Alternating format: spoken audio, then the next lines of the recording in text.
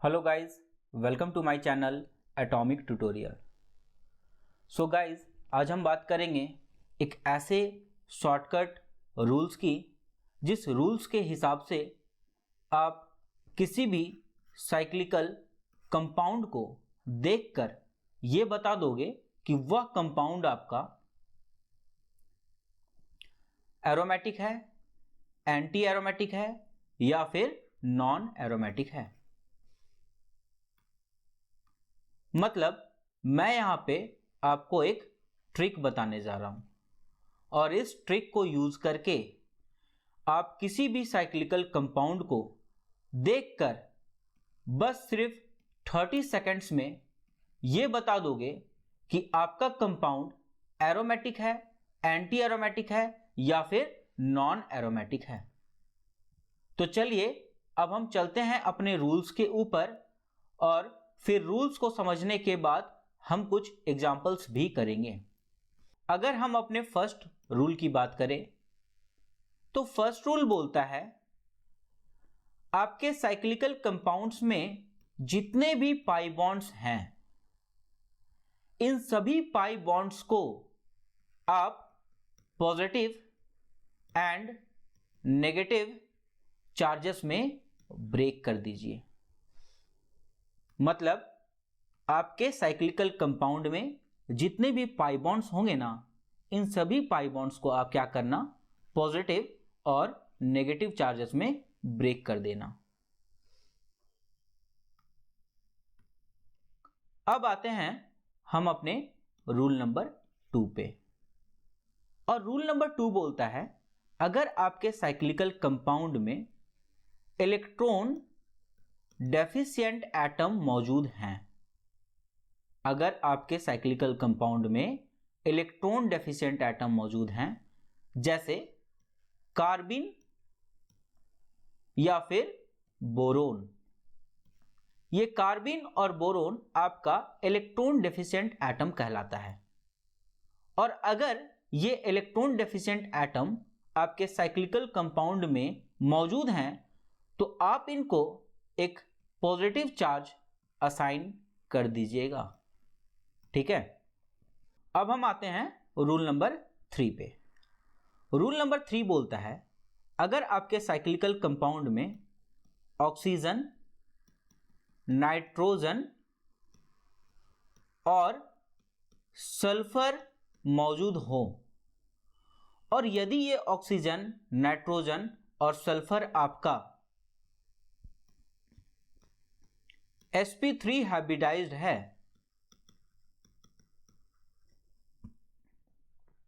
with at least one lone pair, तो आप क्या करना, इन ऑक्सीजन, नाइट्रोजन और सल्फर को एक नेगेटिव चार्ज असाइन कर देना।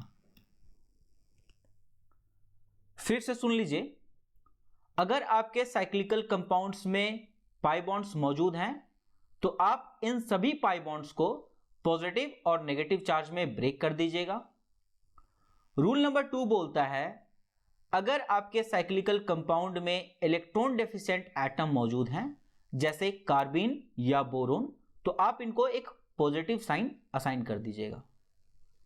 रूल नंबर 3 बोलता है अगर आपके साइक्लिकल कंपाउंड में ऑक्सीजन, नाइट्रोजन या सल्फर मौजूद हैं और यदि ये ऑक्सीजन, नाइट्रोजन और सल्फर आपका sp3 हाइब्रिडाइज्ड है और इनके पास कम से कम एक लोन पेयर है तो आप इनको नेगेटिव चार्ज असाइन कर दीजिएगा।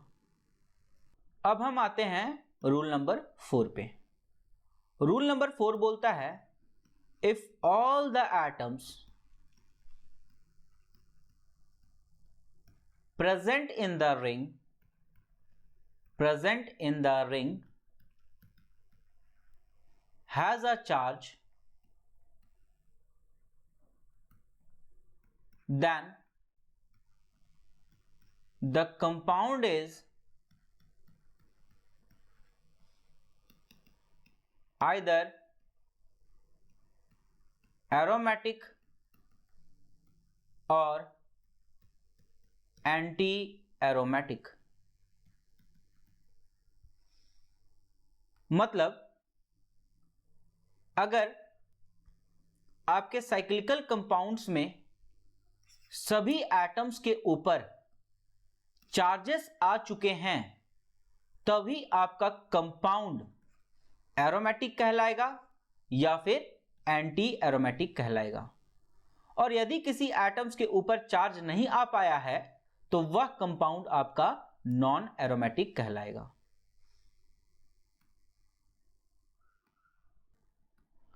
अब आते हैं हम अपने लास्ट रूल पे, जो हमारा फिफ्थ रूल है। फिफ्थ रूल बोलता है काउंट द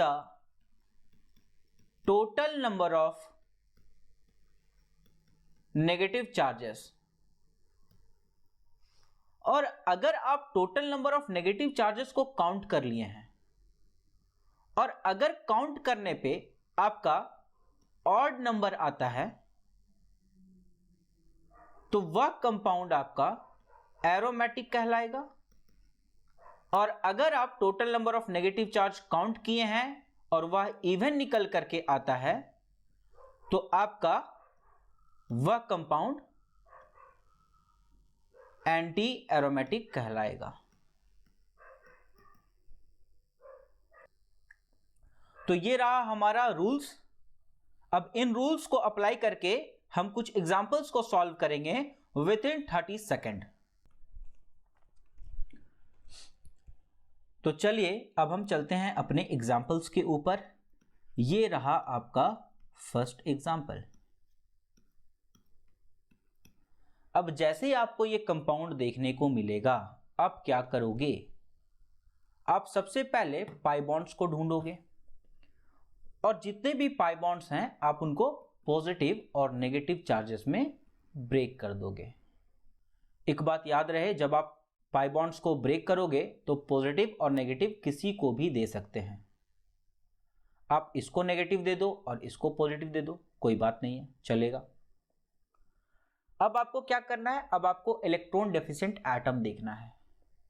तो यहां पे मुझे कार्बीन दिखाई दे रहा है और कार्बीन एक इलेक्ट्रॉन डेफिशिएंट एटम होता है। तो आप क्या करोगे? इस कार्बीन को आप एक पॉजिटिव साइन असाइन कर दोगे।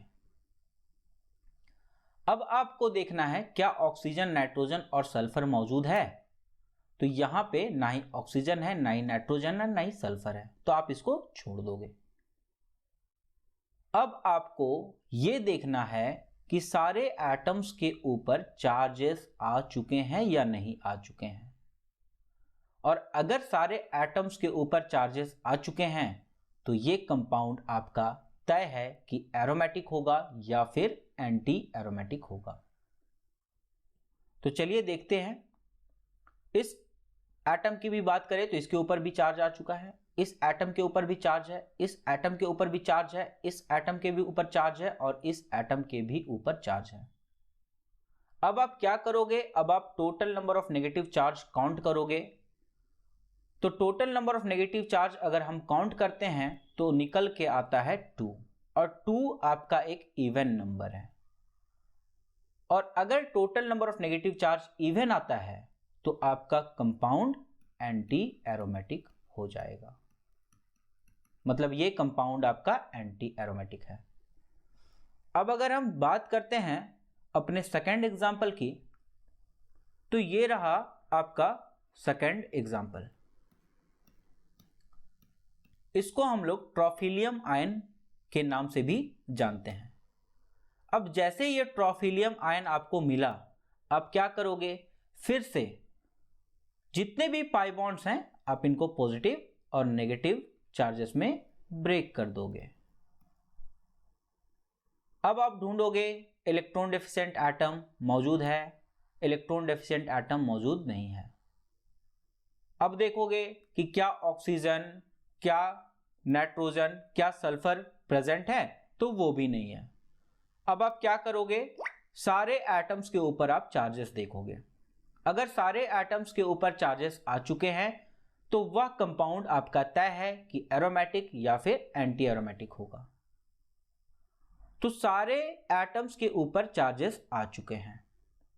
अब आप क्या करोगे, अब आप total number of negative charge count करोगे, और total number of negative charge count करने पे कितना आ रहा है, यहां पे 3 आएगा, और 3 आपका एक ऑड नंबर है। मतलब अगर आप total number of negative charge count किए हैं और अगर वो ऑड निकल करके आया है तो आपका कंपाउंड एरोमेटिक होगा। मतलब ये कंपाउंड आपका एरोमेटिक कंपाउंड है। अब आते हैं हम अपने थर्ड एग्जाम्पल के ऊपर, और ये रहा आपका थर्ड एग्जाम्पल।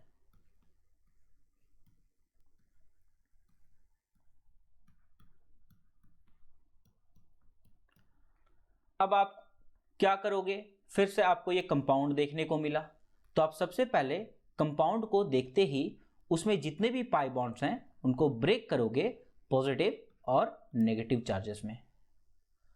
अब आप देखोगे क्या इलेक्ट्रॉन डेफिशिएंट एटम है, तो यहां पे ना ही कार्बिन है ना ही बोरोन है, तो आप उनको छोड़ दो। अब आप देखो क्या ऑक्सीजन, सल्फर और नाइट्रोजन प्रेजेंट है, तो जी हां यहां पे सल्फर प्रेजेंट है, और ये सल्फर आपका sp3 हाइब्रिडाइज्ड है और इसके पास एक लोन पेयर भी है। तो आप क्या करोगे, इसको एक नेगेटिव साइन असाइन कर दोगे। सेम इस सल्फर के ऊपर भी आप एक नेगेटिव साइन असाइन कर दोगे। अब सारे एटम्स के ऊपर चार्जेस आ चुके हैं, और अगर सारे एटम्स के ऊपर चार्जेस आ चुके हैं तो आपका कंपाउंड तय है कि एरोमेटिक या फिर एंटी एरोमेटिक होगा। अब आप total number of negative charge count कर लो, और अगर आप यहां पे total number of negative charge count करते हैं तो ये रहा 1, ये 2, ये 3 और एक ये 4, मतलब 4 आपका इवन नंबर होता है। तो अगर total number of negative charge count करने पे इवन आता है तो आपका कंपाउंड क्या कहलाता है, आपका कंपाउंड एंटी एरोमेटिक कहलाता है। अब हम आते हैं अपने नेक्स्ट एग्जाम्पल के ऊपर, और ये हमारा फोर्थ एग्जाम्पल है। ये रहा आपका साइक्लिकल कंपाउंड, और इस साइक्लिकल कंपाउंड को देखते ही आप क्या करोगे, जितने भी पाई बॉन्ड्स हैं इनको पॉजिटिव और नेगेटिव चार्जेस में ब्रेक कर दोगे। अब आप ढूंढोगे इलेक्ट्रॉन डेफिशिएंट एटम, कार्बिन या बोरोन, वो तो है नहीं, ऑक्सीजन, नाइट्रोजन, सल्फर वो भी नहीं है।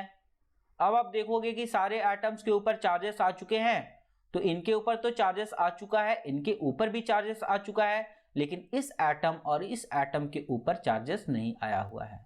मतलब ये कंपाउंड तय है कि आपका नॉन एरोमेटिक होगा। अब हम चलते हैं अपने नेक्स्ट एग्जाम्पल की ओर। ये रहा आपका नेक्स्ट एग्जाम्पल।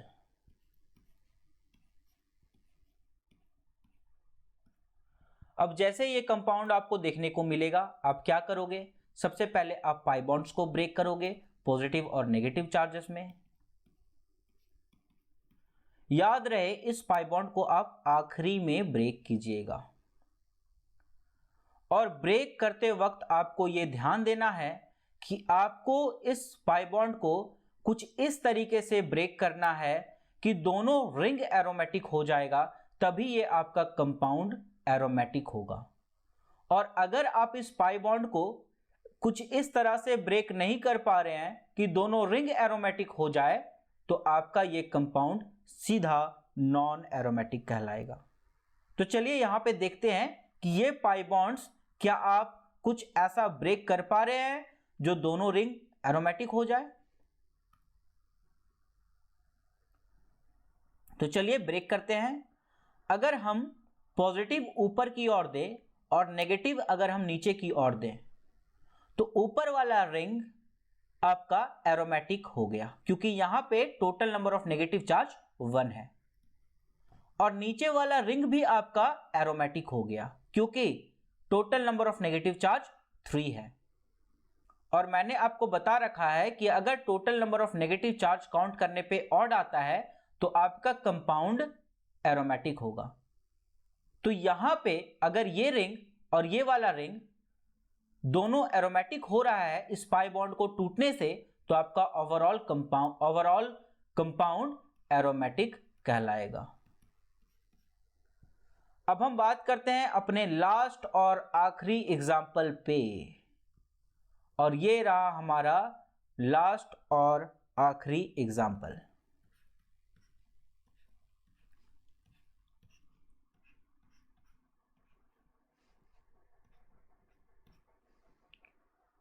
अब जैसे आपको ये कंपाउंड देखने को मिला, आप क्या करोगे, आप फिर से वही काम करोगे। सबसे पहले जितने भी पाई बॉन्ड्स हैं इनको आप पॉजिटिव और नेगेटिव चार्जेस में ब्रेक कर दोगे, लेकिन याद रहे ये वाला पाई बॉन्ड को आप सबसे अंत में ब्रेक करना।